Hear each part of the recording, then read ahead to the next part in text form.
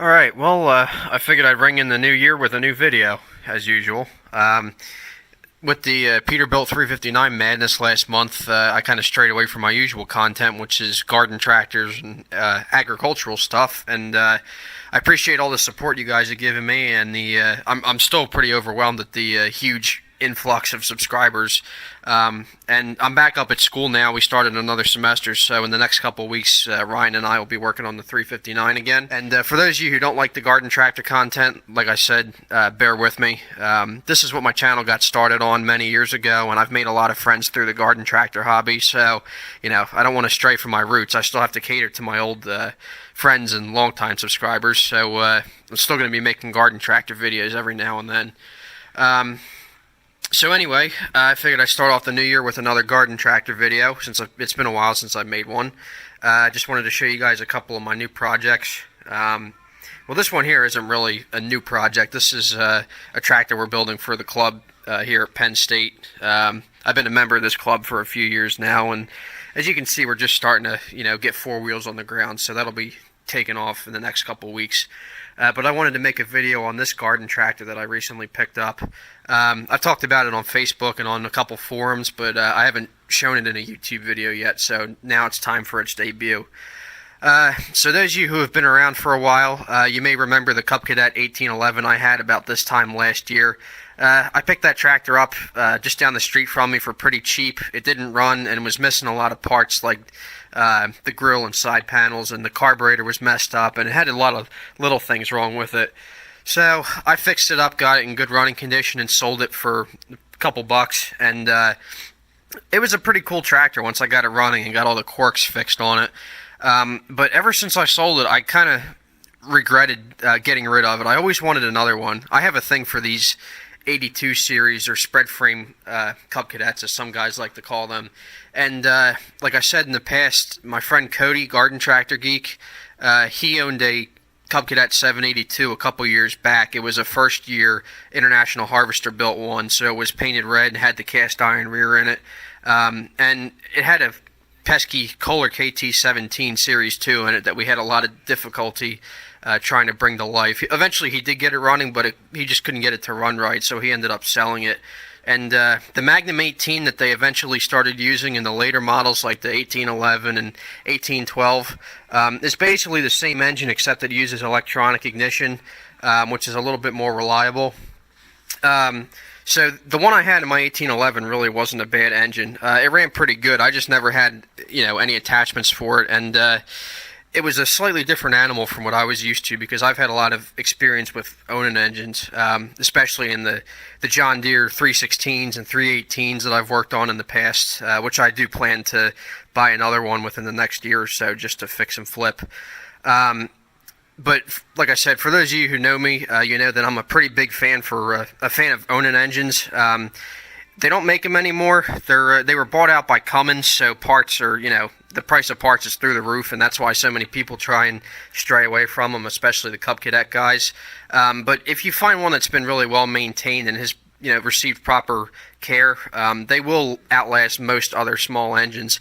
And they also have a sound that, you know, you really can't beat with any other small engine. They sound like a small tractor when you put them under a load. So after I finished the fixing up the John Deere 316 for my grandfather, I started getting the itch for another Cub, and I figured it was going to be an 82 series because, like I said, I missed my 1811 and I wanted something a little different. And then I was informed of this tractor. This tractor belongs to a friend of mine belonged to a friend of mine in southern Pennsylvania, a fellow garden tractor collector who actually used to work for a local Cub Cadet dealer and has a pretty big collection of garden tractors. He said, "Hey, I got this 782 that I'm looking to sell cheap. It's got a broken rod, and he said I give it to you for a deal." So I, you know, thought about it a little bit, and once he sent me some pictures of it, I instantly fell in love with it. So I decided to pick it up. For the deal he gave me, I couldn't refuse. So this is a Cub Cadet 782. It's a 1984 model, so it's not a true International Harvester built Cub Cadet. It's made by the Cub Cadet Corporation, or CCC. And for those of you that don't know, after International Harvester sold the Cub Cadet line in 1981, the merger, I guess you could call it, was considered Cub Cadet Corporation before MTD took everything over in 1985. So 81 to 85 were like a crossover period.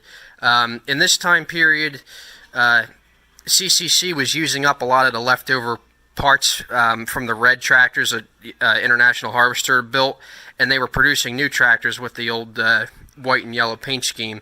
So for a couple years, you could purchase a Cub Cadet tractor from an International Harvester dealer painted red, and from a Cub Cadet dealer painted white and yellow, like this one here. Because the red ones were only made for a short time, they're a little bit more desirable. But to be completely honest, I think I like the white and yellow paint scheme a little bit more. You can call me crazy, but there's just something about a two-tone paint job that really sticks out. And I think the white and yellow looks a little bit better anyway.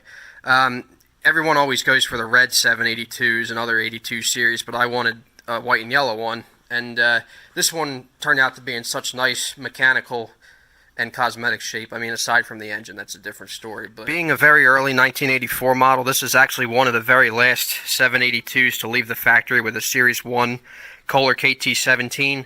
And for those of you that don't know about the KT17s, they were Kohler's newest series of opposed twin engine after like the K482 and K532 and those models. And they had a splash lube oil system instead of a full pressurized oil system. It's basically the same oil system that they had used in the single-cylinder K series, but in my opinion, a splash lube system is just not sufficient for a twin-cylinder engine, especially a big, heavy one like that. They were set up in such a way that the main connecting rod journals and crank journals would starve of oil if you ran the engine on an angle, like say you were mowing on a hillside. So after, say 30 seconds to a minute of running on a hillside, whichever cylinder was uphill would starve for oil, and they had a tendency to break the rod. And Kohler became aware of this problem very quickly because a lot of manufacturers were having trouble with them, namely John Deere and Cub Cadet with the 317 and the 682 and 782. So Kohler went back to the drawing board, and they updated the design to have a pressure lube system, which worked a little bit better, but I've even heard reports from people that said they still broke rods like the Series 1s did. So there are plenty of them out there running with, thousands and thousands of hours on them, but they seem to be hit or miss. And the Magnum engine's exactly the same, so you're basically getting the same thing with electronic ignition. But this tractor was a victim of the Series 1 failures, and for some reason, this one escaped the dealer recall, so it still had its original Series 1 engine in it with a broke rod. And surprisingly, it actually did run pretty good on one cylinder, even with a broke rod. I thought that was kind of interesting. But the story on this tractor is it was a one-owner machine, basically up until it broke the rod. And then at that point, he traded it in on a new XT3, which is a downgrade in my opinion, but I'm not going to get into that. And then my friend who was working at Heinz Equipment at the time bought it cheap, and he had plans to repower it, but his plans changed and he wanted to get rid of it. So he gave me first dibs, and I picked it up. And I wanted to do something a little bit different because I didn't feel like dealing with the Series 1 engine. Like I said, I'm more of an Onan guy. So I thought it would be a cool idea to build an Onan-powered 782. Now, the Cub Cadet guys usually swear by Kohler because they're cheaper and easier to get parts for. And the 982s, the 982, 1912, and 1914 were the only models in the Cub Cadet line to use Onan engines. And parts became pretty hard for them to find. It seems, at least in my opinion, it seems like Cub Cadet has a harder time getting Onan parts than John Deere does, because I can still buy most of my Onan parts from the John Deere dealer with a pretty hefty price tag, I should add. But Cub Cadet just seems to have discontinued their support for Onan parts, so for that reason, a lot of Cub Cadet guys replaced their Onans with Kohler Magnums or KT series engines because they all use the same mounting plate. These 82 series use the same mounting plate, so both engines will swap right in. But I wanted to do something a little out of the ordinary, so I figured why not put an Onan in it just to be a little different. I've worked on enough of these that I know most of their quirks, and I know where to get parts from, and I have a lot of connections. So The 982s, 1912s, and 1914s all use the B48G Onan engine, which is a little bit older, has points ignition, and has a couple differences. It's the same engine that was used in the John Deere 420s, at least in the early years. The P Series do have some improvements over the B Series. So I figured instead of just doing the usual, or doing the more common B Series swap, I would try to retrofit a P Series Onan into this thing. I actually came across this engine by accident. It was for sale pretty cheap from a fellow collector here in Pennsylvania, and I picked it up on my way home from school on a Friday night. This is an Onan P218G. It came out of an 87, I think, John Deere 318. And the story goes that he bought the tractor off the original owner about 13 years ago, and the engine here only had about 560 hours on it when the owner wanted to get rid of the tractor, and he said the tractor was just completely wore out. So he pulled this engine out of it and just let it sit in his shop for 13 years, and over the course of those 13 years he parted out the tractor. And he had plans for this Onan engine, but his plans changed. So he was looking to free up some space and get rid of it. So I picked this up pretty cheap one night, and like I said, it hasn't been running about 13 years, and when these engines sit for a long time, usually the gaskets or seals tend to dry up. So I figured, while I have it out of the tractor, I had it on my workbench at home for the time being, I would put a few bucks into it and get it, fixed up and basically repair anything that could go wrong, so I didn't have to worry about pulling it out of the tractor down the road. So I bought a basic decarbon kit and gasket kit from Onan Parts. I replaced every gasket on this engine, including both head gaskets, the valve cover gaskets, the intake and exhaust manifold gaskets, the timing cover gasket, and the rear bearing plate gasket here. Basically anything that could leak or go wrong or cause problems down the road. And being an 87 model year engine, it had the plastic flyball spacer gear to control the governor movement. And for those of you that are familiar with these engines, especially in the John Deeres, they had a problem with the plastic flyball spacers where the plastic would warp when the engine got hot, like it had been running for a long time. The plastic would warp and the gear would separate from the cam gear, which would cause the governor to basically open itself up and let the engine over rev, and that was a pretty common problem from I think 85 to 89 or 90, and the way to repair that is or at least the best way to repair that is by replacing the plastic flyball spacer gear with a steel one from an earlier Onan engine, like an early B series or an N series or something like that. The flyball spacers they use are all the same. So while I had it apart, I took the flywheel and timing cover off, and I took the governor or the cam gear apart and replaced the plastic flyball spacer with a steel one. I actually had to buy a whole cam gear or cam shaft from I think it was a BF series Onan from an old Sears. But like I said, the flyball spacers are the same. So I just heated it up with the torch a little bit to break the old flyball spacer loose, and then I popped the new one on and put some red Loctite on it and sealed it up and put it back together, so that problem should be taken care of. That was probably the biggest issue with these early P Series Onan engines. For those of you that have been around for a while, you remember the John Deere 316 I had, the very first one I bought. I pulled that engine out to basically do the same thing. I had to replace the flyball spacer, and while I was at it, I cleaned up the engine because it had a lot of oil leaks, and I changed a lot of seals. And then the thing caught fire on me, which I'm still pretty bummed about. But I admit back then I didn't really know as much about the Onan engines. I wasn't quite as careful as I should have been putting it back together and cleaning it all up. But I think I've learned in the 3 or 4 years since that happened. So I was very careful putting this one back together. I made sure to fix any loose or grounding out electrical connections and replace any major components that could fail. So this engine, like I said, has not been run in 13 years, but it's basically ready to go. At this point, the only thing I'm still trying to figure out is what to do for an exhaust system. With this Onan build, I wanted to do something that would look basically like it came from the factory. I didn't want to just make it look like some hack job. Like I don't want somebody to look at this and say, oh, they put this engine out of a John Deere in it. I wanted to make it look like it came from the factory that way.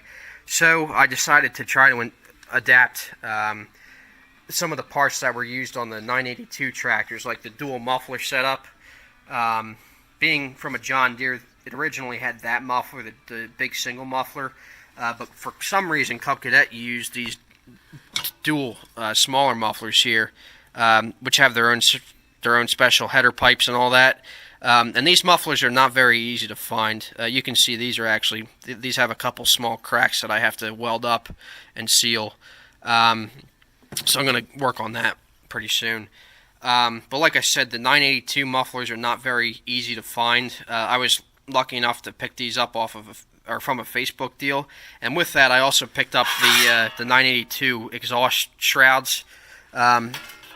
It's a very weird setup if you ask me, how these tins mount up, but when it's all done it should look like a factory Onan engine, like from a 982. So I do have to swap a couple parts on it yet. I bought a new old stock oil pan from Boomer, the used Onan parts guy, because the original P-Series oil pan would not work with this engine mount. The P-Series have the starter with the solenoid mounted to it, which prevents the engine from sitting flat. So John Deere solved that problem by just cutting a hole in the frame, or in the engine mount, I should say. But I didn't want to have to do that on this Cub because there wouldn't be enough room for that anyway, given the frame rails here. So I decided to swap the oil pan for the B-Series oil pan, which is a lot more flat. And it actually allows you to mount the starter directly to the oil pan instead of hanging it off the cylinder jug, which is a pretty poor design if you ask me.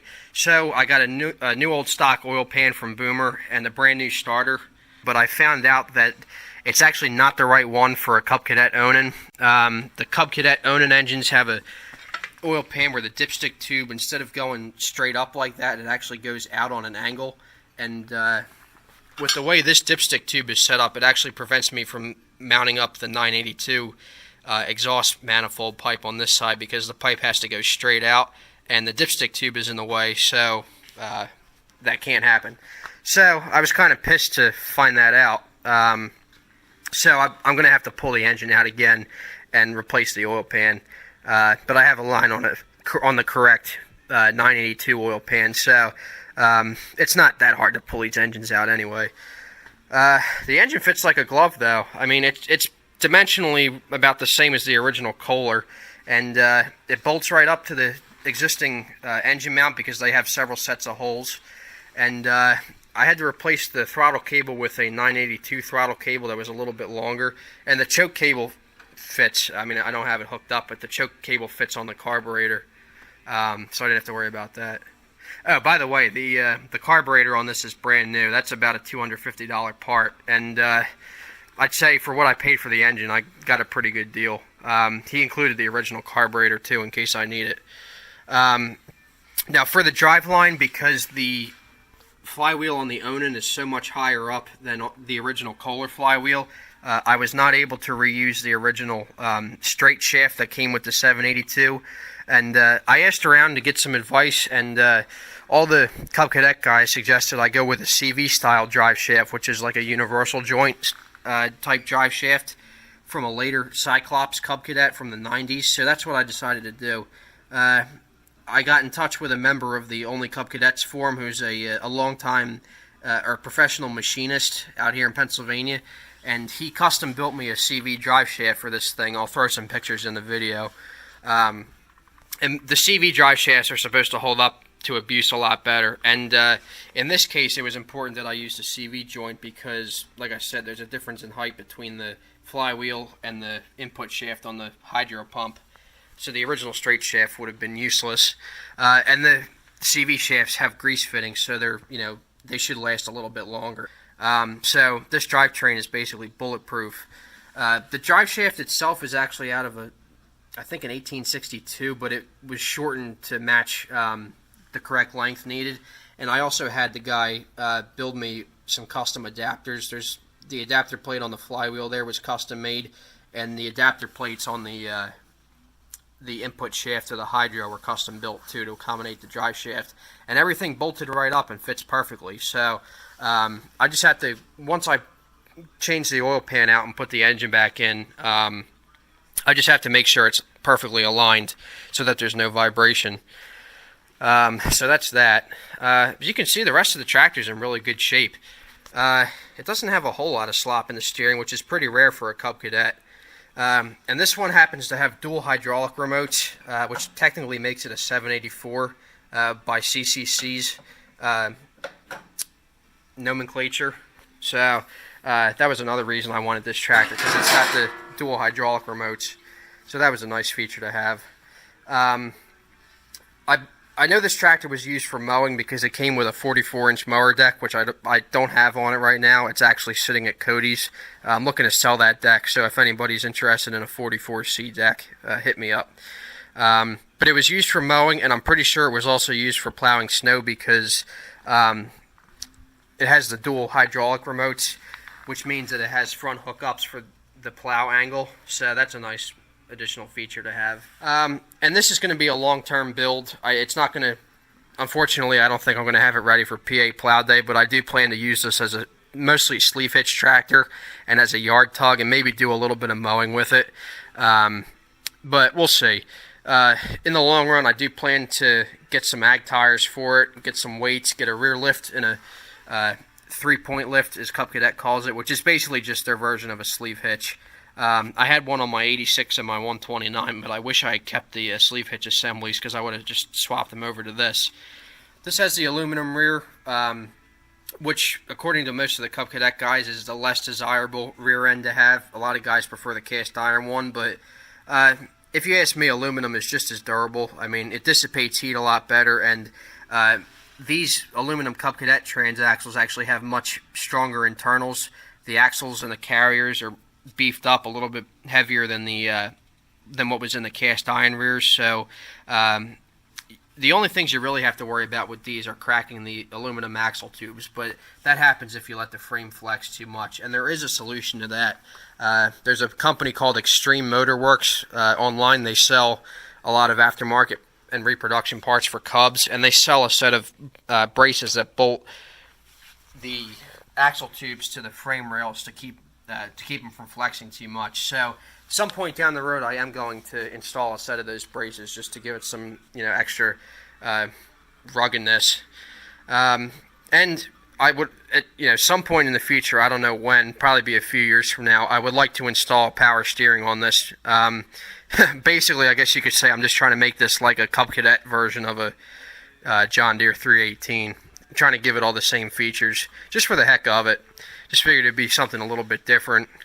Most guys go for the Kohler Command or the Kohler Magnum or even the diesel swap, but I figured the P-Series Onan swap would be a little bit cooler, and the power steering might be a little bit of a challenge, but I think I can make it work. But that's not going to be for a couple more years. I just need to, right now I'm just focused on getting the drivetrain put together, making sure everything is solid, and at least getting the tractor running and driving.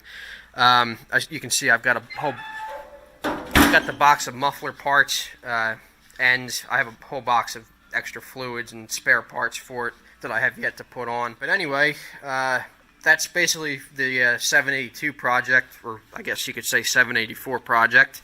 And I just wanted to give you guys an update, and I figured I know it's been a while since I made a video for my garden tractor, guys. I didn't want to leave you hanging, especially after the whole 359 Peterbilt mess, I guess. But yeah, you have this project to look forward to now, and I figure, by the time, it's probably going to be a couple years before I get this tractor to where I want it, but it's such a nice original tractor, and I don't think I'm going to be getting rid of it unless hell freezes over. So it'll make a great project. So I'll be making more videos on the progress of this. I've been wrenching on it a little bit here and there up at the shop, and I've been bringing it back and forth between here and home too. So but anyway, that's just an update video for you guys. I'll be keeping you updated on my progress with this build, and I hope to have a video of the engine running pretty soon. It's been 13 years, so I think it's time to wake this beast up from its nap. And I'm going to try and get some more Peterbilt 359 videos, because I know some of you guys are waiting eagerly for that. So Anyway, welcome to the channel for those of you who are new. Thanks for watching. If you like this video, please comment, rate, and subscribe. And as always, stay tuned for more.